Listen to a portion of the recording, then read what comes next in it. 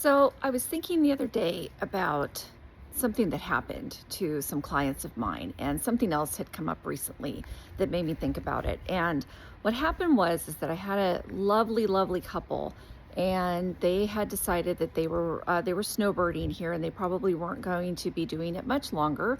Health was getting to be an issue, and we're all getting a little bit older, so something that we all need to think about. And so he ended up, while we were talking about getting their home on the market, in a coma.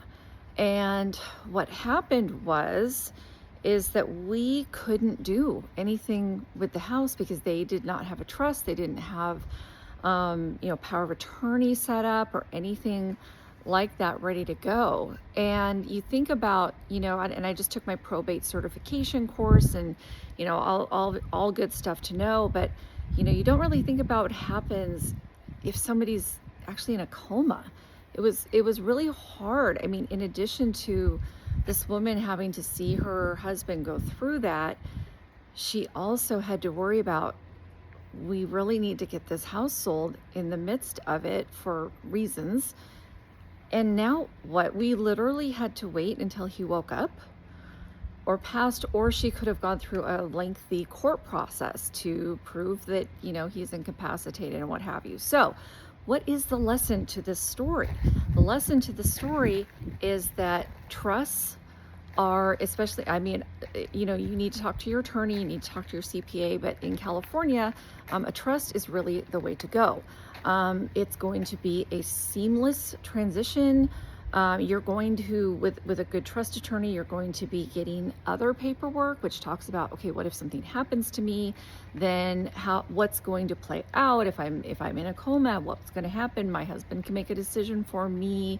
I mean, that's something that we would decide on, as a couple, and things like that. So, it's kind of a bummer topic, but it's one that really probably needs to be talked about.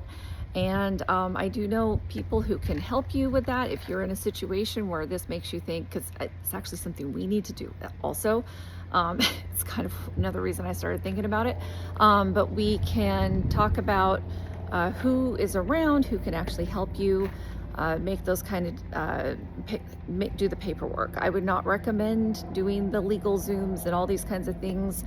For me personally, there's no way I would leave something as important as our entire estate, or all of any assets that we have. We don't have a ton, but we have enough that I'm not going to leave that to just some random thing. So I'm going to make sure I have an attorney who knows what they're talking about, who has the paperwork right. So if heaven forbid it came down to it, the paperwork we have is correct. So I hope that helps. I hope that helps you maybe have a conversation, or maybe talk to your attorney or your CPA or whoever you need to talk to, and likely attorneys. And if you don't have anybody who can help you, and you're anywhere in California, I have some people that I can share with you, and please just feel free to reach out, and I'd be happy to pass those their names and numbers along to you. So hope everybody's doing well, and I'll see you soon.